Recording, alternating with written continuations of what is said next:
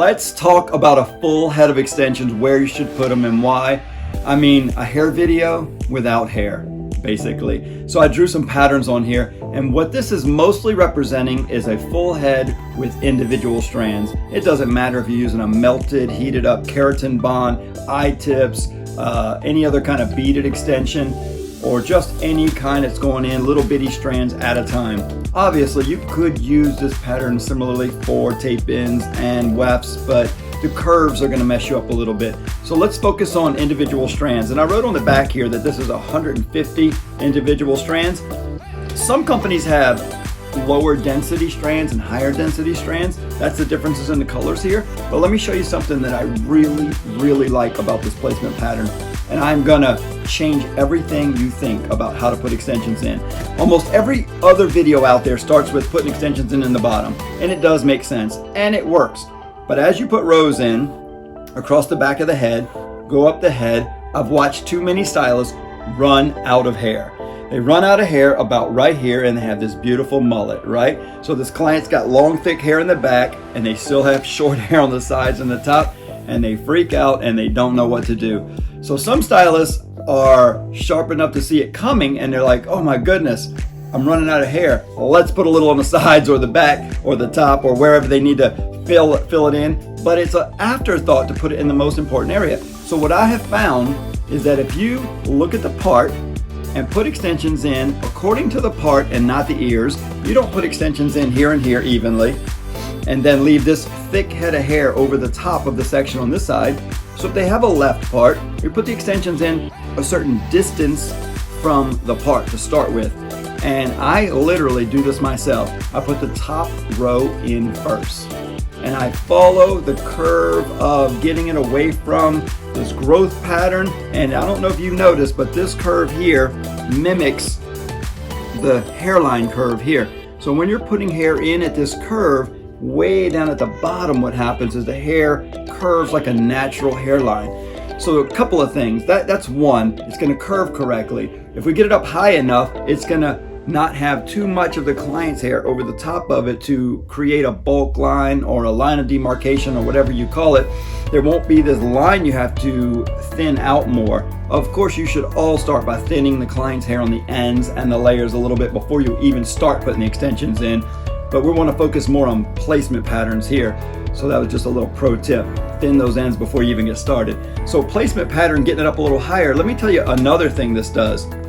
These strands up here might be 2 brown, 1 blonde, 2 brown, 1 blonde. Get your highlight in across the top, because this hair on top might need that highlight to look right with the extensions as they come down, right?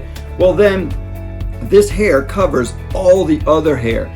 It covers the extension hair, it covers the client's hair. So if you put the right color in up top, if you have some of the wrong color, a little too much light, a little bit too much brown, you can mix them up down here and it doesn't matter as much.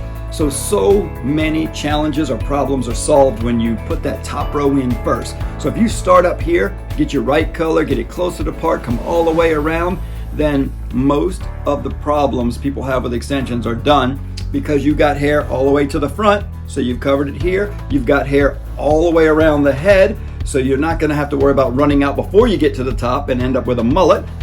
And I know mullets are coming back, but that's not what the extensions client are wanting, right? So let's do this now. Second row, the bottom. I say the bottom is the most important row. We're gonna follow that hairline all the way around. You get as close or as far away as you want, coming all the way around to here, and I would say 90% of your challenges are done. You've got the whole perimeter done, so if your hair is falling down, it looks good. If you pull it up in a ponytail, this edge is going to encompass all the hair, so now you've kind of just drawn the outer line of the picture and you have to fill it in. So it's sort of like you drew the picture and now you're going to color it in. That's kind of how I like to think about it. So on this mannequin here, Bridget, she has a small petite head and a deep left part. So when I put a top row and a bottom row in, I don't have much area to put any more hair in here, so I just didn't. But most commonly I'd put 5 or 10 more strands in the middle there to thicken that side up a little.